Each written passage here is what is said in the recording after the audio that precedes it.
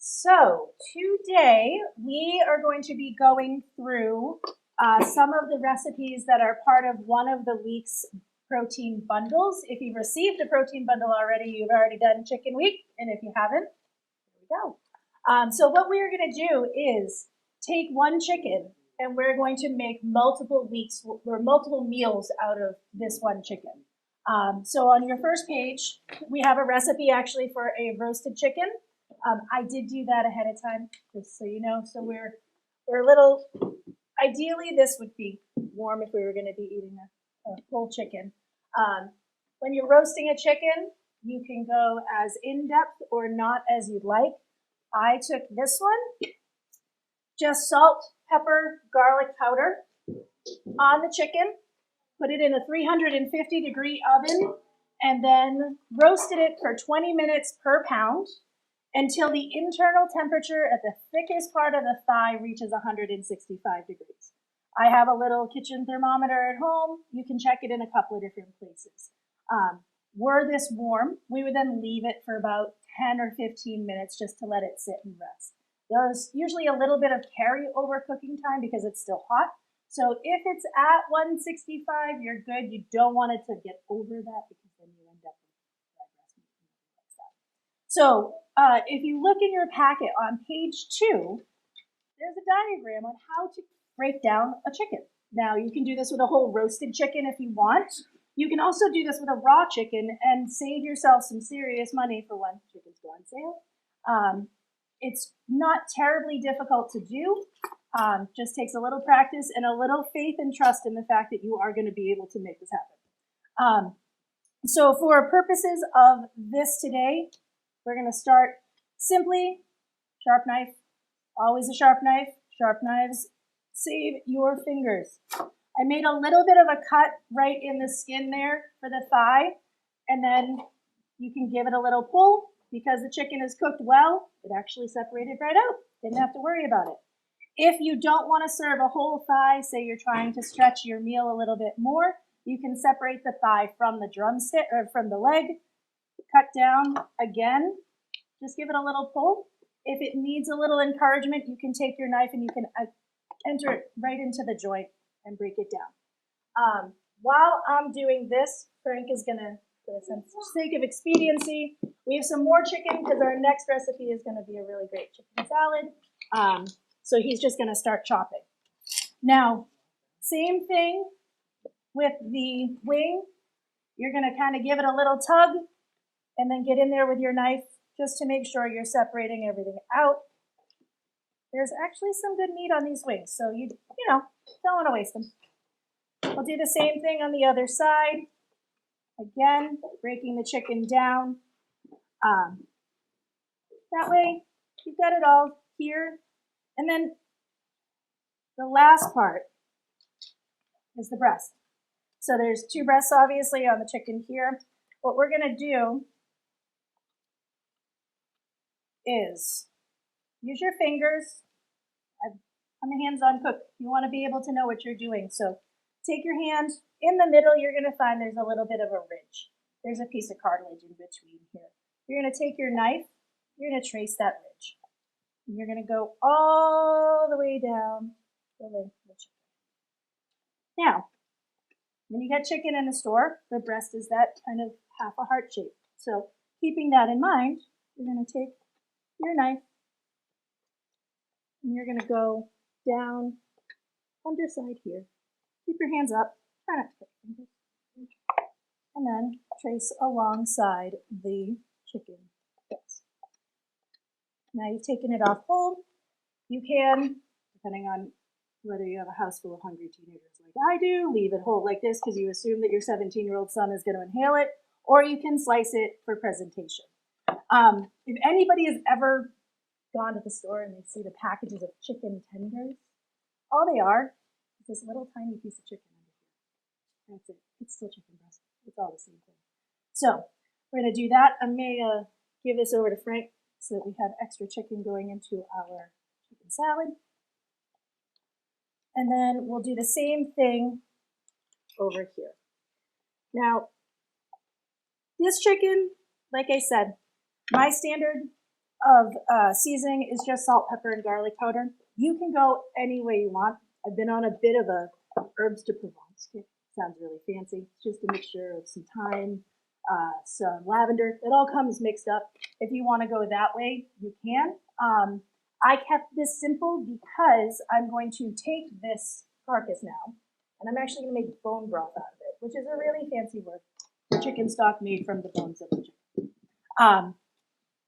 Because I knew I was going to go on and make an egg drop soup out of it, which I didn't want to have thyme and lavender in, I went simply with salt, pepper, and garlic powder. Just sprinkled it on really generously before I roasted it in the oven. So, probably go through more gloves than is necessary today. Now, you've got this chicken carcass. And it's like, well, okay, I've used it. Don't toss it. There's no reason to do that. One, there's still some meat on there because as much as I've, carved a few chickens in my life, it was not perfect. So you want to spend a couple extra minutes just picking through because the chicken salad that we're going to make next, this is but once you have done that and you have picked your entire chicken down, if you head on over to another page in your little thing there's a thing called bone broth. Like I said, fancy word for chicken stock. Bone broth is just this new kind of trend. Basically what it's doing is you're cooking it with the bones in the liquid, which is going to release the collagen, it's going to release the gelatin. It's good for your joints, it's good for your system. You can make a soup out of it, you can sip it as an afternoon, kind of just have a little bit of a warm drink if you want to do that. If you're like me, maybe trying to consume a little less caffeine in the afternoons. It's really good for so many things. So all I did, because I did this at home ahead of time, was I took the chicken there and I put it into a pan. Now, I did, because I am a little bit of a convert, I put mine in an Instant Pot. But you don't need any special equipment to be able to make bone broth. All you need is a pot, some water, and leave it on the stove. If you want to go the Instant Pot route, it's a little faster, obviously, but it's not necessary. You don't need any kind of equipment. You can also use a slow cooker if you have one. Put it in there. Put some other aromatics in. Aromatics just mean things that are going to give you extra flavor.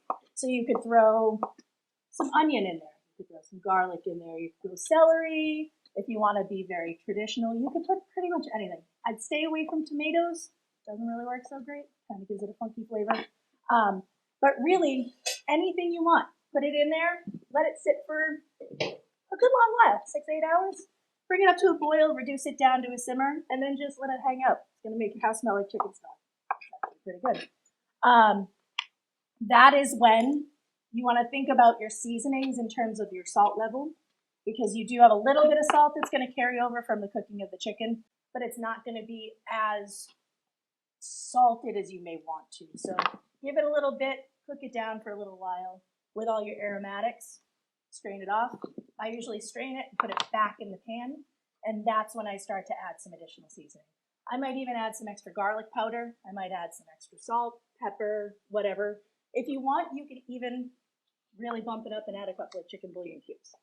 So what you're going to notice as we do this is just how thick the cold stock is. It kind of looks like loose jello. So I'm taking some of this out because I'm going to need it for a little bit in the future. But that is simply what I got from cooking down that chicken for, I want to say, probably 2 hours in the Instant Pot. So I let it go for a while. I mean, it'll cook down to almost to the point that like the bones will get very soft and disintegrate. So be careful. If you do notice that your bones are starting to soften, line your colander with some cheesecloth first, and then pour the chicken through it. So you want to make sure you're really catching it, so that you're not ending up with anything that you don't want in your broth. So we're gonna let that cook for a little bit. It's gonna make a little bit of a funky noise. Induction burners do that. Sorry about that. We'll talk about that in a little bit.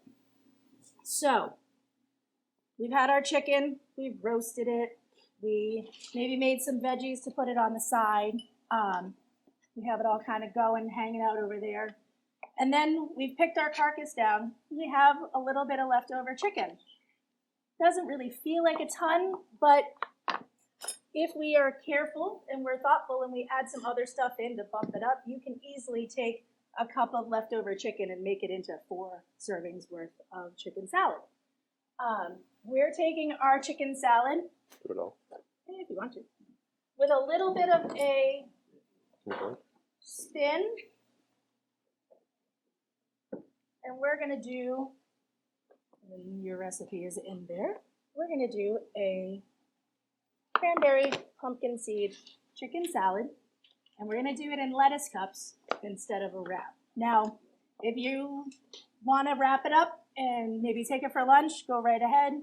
If you're trying to eat a couple less carbs, lettuce is always a good conveyance method for food. I've taken just some celery, chopped both ends off, gave it a wash.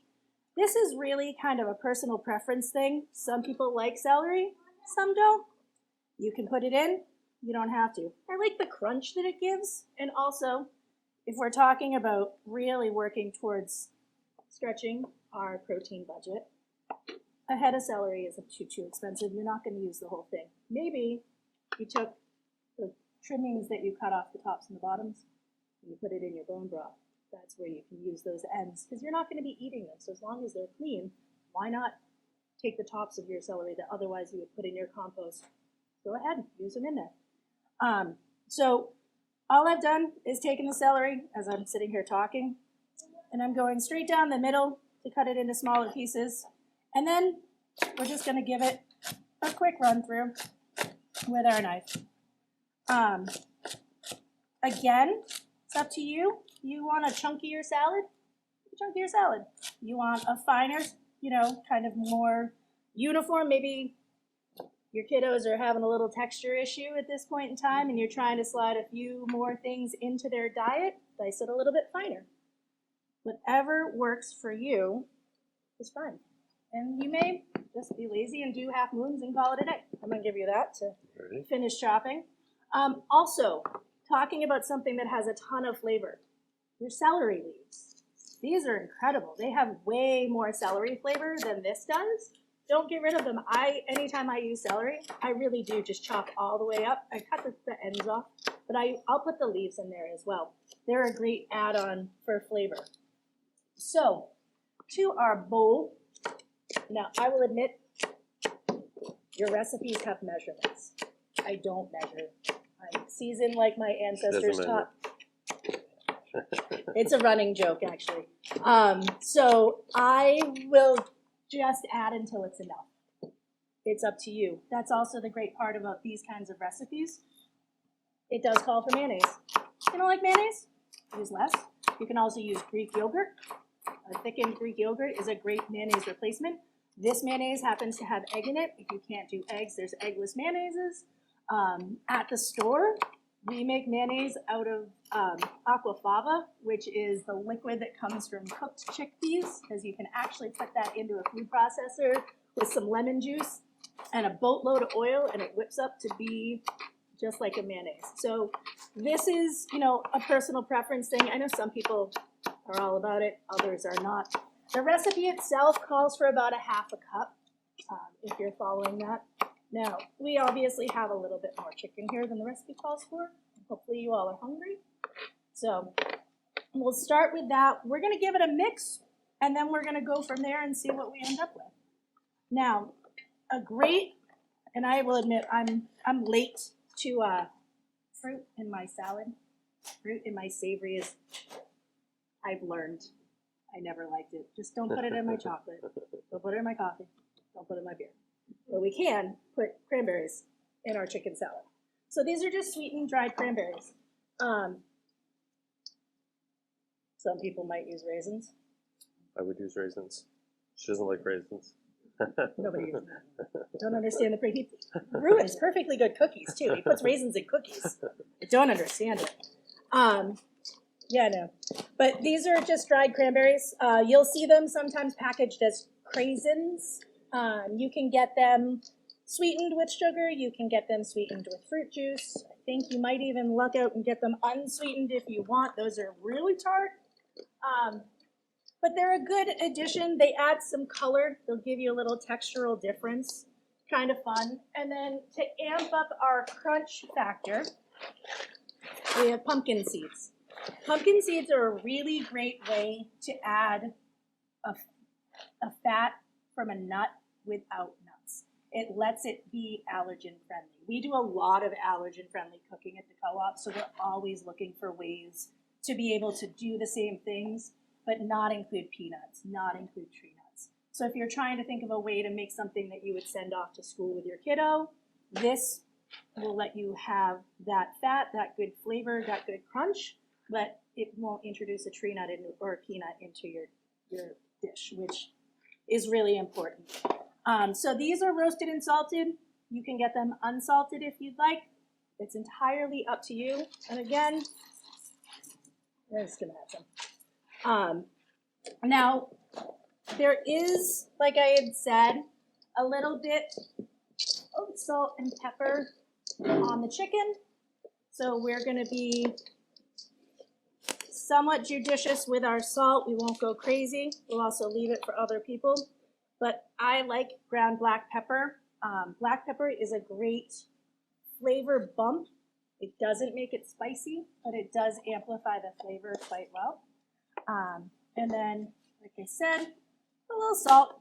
We'll just add a little extra in. We have a rather hearty debate at the store about how much salt is enough salt. I'm always on the I salt way more than everybody else does. There's no way around it. I put garlic in everything. I'm Italian. That's what we do. My oldest child one day tried to tell me that they didn't like garlic. They were probably 7. Because other kids at school didn't like garlic. And I looked at them and I said, darling, I put garlic in your scrambled eggs. You like garlic. You like everything I make. So, nice try. So,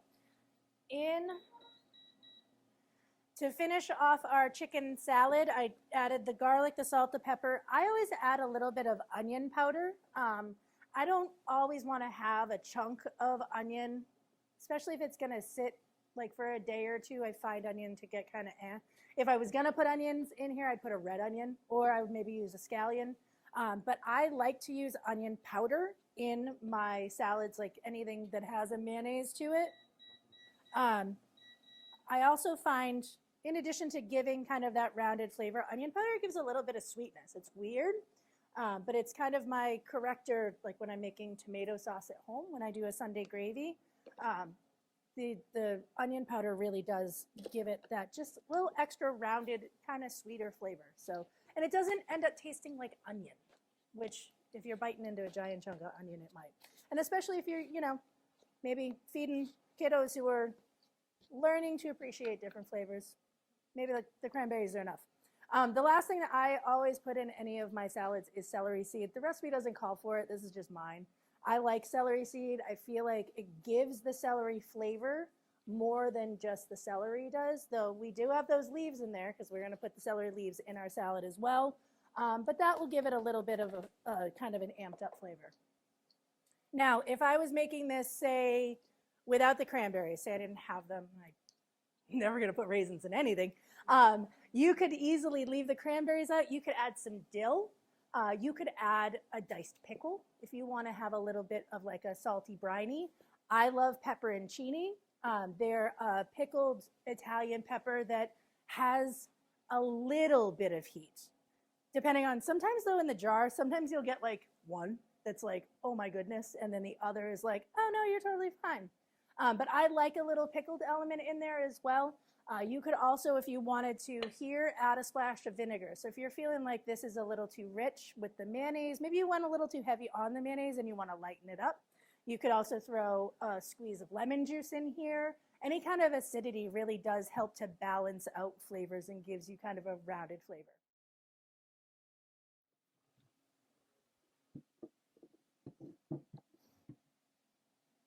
It's March, so maybe we've fallen off our diet a little bit. In January, there's a lot more lettuce in my life. But romaine lettuce is a great way to serve any kind of, you've got the mayonnaise, a tortilla, they're like 300 calories for a tortilla. Not a lot of flavor. This is a great way. It also is a really great way to make a little fancy appetizer if you're having people over, because we can do that now. All we're going to do is take the romaine lettuce. I took it home. I just chopped the bottom of the whole head off like that. And then you take the romaine, if you want to be fancy and have it look nice, just literally take an ice cream scoop and just give it a plop here. Now when you eat this, you treat this like a tortilla. You roll it back up, and it's a great way to kind of give a little bit more kind of fun to your dish, little something different to try out. You could use butter lettuce, Boston lettuce. Those are those like kind of flat looking ones. They're great for it. They're really great because they're a little bit more pliable. Romaine is great because it gives you an extra little textural crunch. And this is what they call the heart. This is the like really expensive thing that people pay silly money for. This is where you want to be. These are good. They're good and crunchy.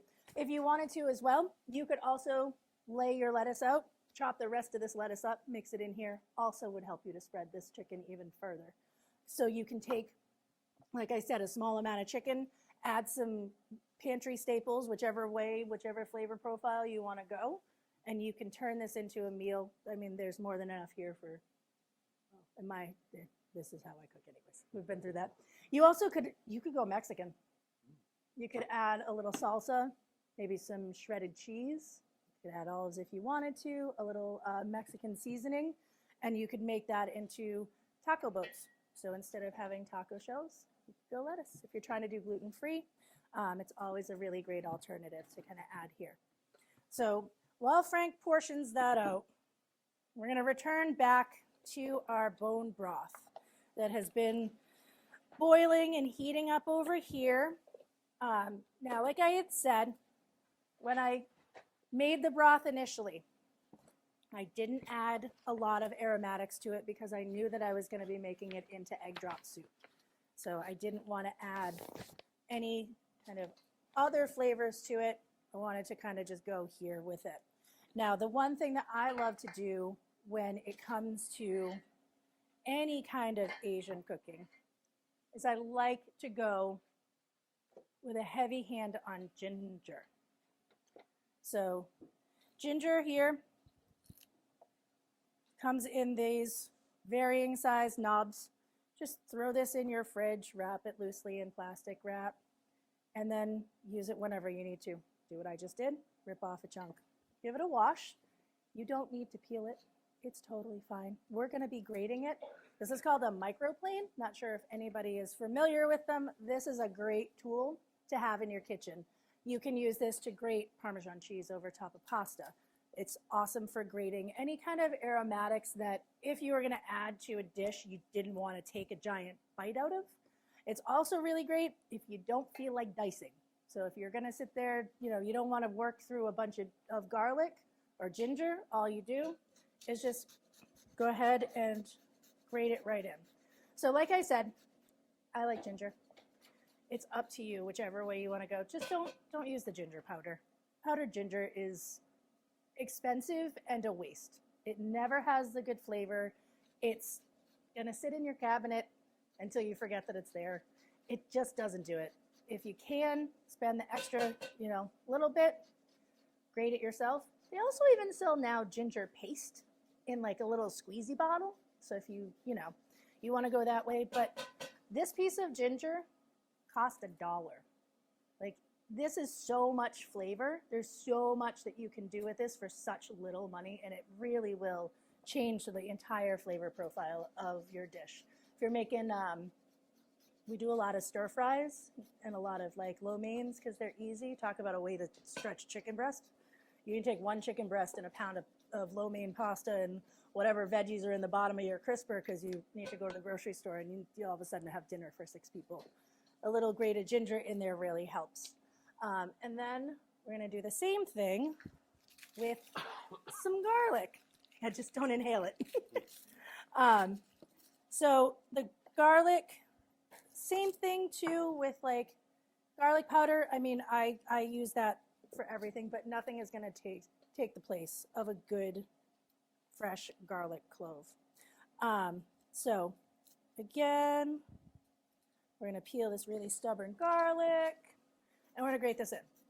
The other thing too is because I'm grating it like this, it's pretty much cooking instantaneously. So you're not having to wait for the sharp flavor of a garlic to kind of go down. It's just going to be ready to go. If you don't have a microplane, but you do have like a box grater, there's the little skinny side. You can definitely grate on that as well. Just be careful, they are sharp. In my house, Parmesan cheese got termed flying cheese because we would use a block of parm and we would do that, and inevitably the cheese would like fly off and flying cheese would go across the dining room table. So we're letting our ginger and our garlic cook for a second. So first things first, I saved out in the beginning when I showed you a little bit of the broth because the thing that egg drop soup is known for is kind of that it's a thicker broth, and it's very simple to just make what's called a slurry. So what I'm doing is taking some cornstarch and adding it to a cold liquid. When you use cornstarch, you always, always, always need to use a cold liquid because cornstarch thickens at 95 degrees. So you do not want to be dumping this into your hot liquid, otherwise you will end up with cornstarch dumplings. Ask me how I know. So what I'm going to do is just really quickly whisk this cornstarch in so it's nice and incorporated. Cornstarch is an awesome thickening agent if you're making a gravy, if you're making any kind of soup. Maybe you're making even a beef stew or any kind of vegetable stew and it feels a little thin and brothy.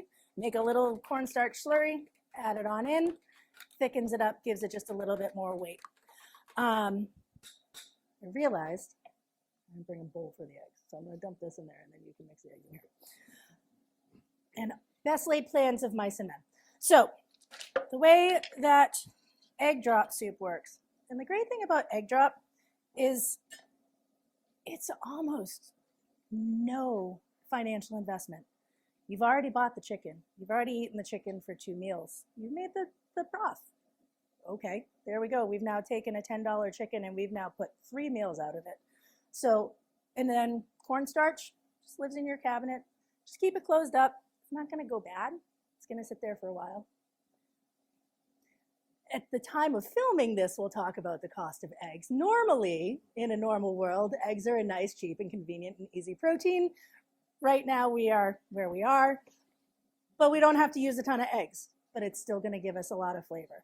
So we're going to bring this lovely burner back up, and we've got our cornstarch in here. I've put my ginger, my garlic in, and then we're gonna just whisk in some, say let it go. Now you wanna go a little bit at a time. You don't wanna dump it all in at once, otherwise you may end up with wallpaper paste. It doesn't take long for the cornstarch to activate. And unlike if you were using a flour where you've got to build a roux ahead of time and then you can put the gravy on top of it, this, any hot liquid, cornstarch and water, thickens up. Last night I made pork chops for dinner, and in the pan that had all the cooking juices in it, I just threw a little bit of butter and some broth, little cornstarch, poof, I had gravy. It's just that simple. So we're gonna bring this on up here to a boil, maybe, if it wants to. And the great thing about egg drop soup is it's just broth, eggs, and then, oh, you want to chop these? A garnish of some scallions. Again, talking about a low-cost flavor, but a big flavor enhancer. A bunch of scallions should cost, less than $1. And great thing about them is they're renewable. So you're going to cut down like Frank's doing for a little bit, so we've got all the good flavor. Take these guys with the roots still attached to them, put them in a jar with some water on your windowsill, and they grow back. And then you cut them down. Just change the water, pay attention to the water. I have jars of scallions on my windowsill year round. Because the other thing too that I've always found when it comes to fresh herbs is I don't remember that I have them unless they're in my face. So I put them on the windowsill. So when I'm cooking, I look and go, oh yeah, I think I want to put a little parsley in there. And you do a little snip and in you go. These are the easiest things because they will just keep growing. Even if I just took this home in a week, it's going to be up here. So you can just trim away. So take your $1 investment of scallions and have scallions for months.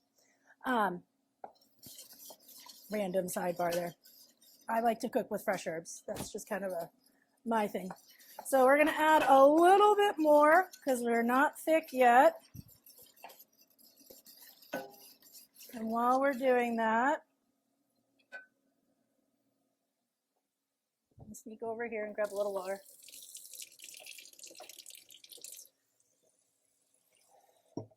So this is probably one of those times, like I was saying, where the fact that I don't measure makes it a little bit of an interest. It makes it a little interesting. I think I'm going to make a little bit more of a slurry, just thicken it up a tiny bit more, just to make sure that we've got a good base to put our eggs in. So all we're going to do while we wait for this to happen is we're going to separate out a couple of eggs. And when this comes back up to a boil, we're going to put the eggs directly into the hot broth. Normally, anytime you're baking or cooking, you want to do something called tempering, which is you take a little bit of the hot broth and you add it to the eggs to bring the eggs up to a temperature so that they don't scramble. That way you have them completely incorporated. We're intentionally scrambling eggs in soup. That's the point of egg drop soup. When my kids were little, they called it scrambled egg soup. Super simple. So we're going to actually put, there we go, the eggs directly in. I will give this a quick rinse. Use a little bit. So 2 eggs. So we'll do 3 eggs. 3 eggs and a couple of egg whites. Now, yep, 3 whole ones and then a couple of egg whites. You want the egg whites because when they're cooking, they get that nice ribbony texture. They have a nicer look to them. They're not as yellow. Sidebar about eggs, because we have them hidden back here. Did you know that eggs come in a bunch of different colors? Not just brown eggs, because brown eggs are local eggs and local eggs are fresh, but these are from a really amazing farmer right here in Athol named Margot. And she has chickens of all different kinds, and different chickens lay different colored eggs. So these are a really cool one. They come from a breed called either Araucana or Americana, depending. And the cool thing about the colored eggs is, unlike a brown egg, a colored egg is the same color shell on the inside as the out, but a brown egg is white on the inside. So that's the difference. So chickens are fun to have, that's for sure, in your backyard if you want to. I think most places around here now, like the zoning variances have happened and they let you have chickens if you want to. 2 egg whites. Sure. There you go. So this is the only time this thing has decided not to work quickly. What we're going to do is bring our broth up to a boil, and it's finely thickened. And then we're going to create a whirlpool, and we're going to cook our eggs in a whirlpool. just like you do if you poach eggs. If anyone's ever done that, you actually create a little whirlpool in it by the water moving the way it does. It keeps the eggs together. So what we're going to do is start stirring in the circle here and just gently pour in our eggs, which I promise have turned already white and they're already cooked. And just like that, dinner's done. So afterwards, you all can come take a peek. But basically, the eggs have cooked up into little ribbons, just like that.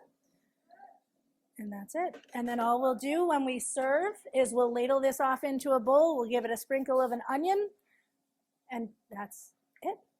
So, in summary, I guess, is one chicken, one investment can take your family through at least 3 meals, if not more. Be creative, enjoy, have fun. Think outside the box, look in your pantry, see what you can do to make a chicken salad a different flavor. Use a different vessel, use a wrap, use lettuce, use crackers, use that celery, whatever you'd like. But it is easy and convenient to take a small amount of protein and be able to stretch it to really feed a family. And to do it in a healthful way that is got a lot of flavor and doesn't have a lot of unusual additives or ingredients. Do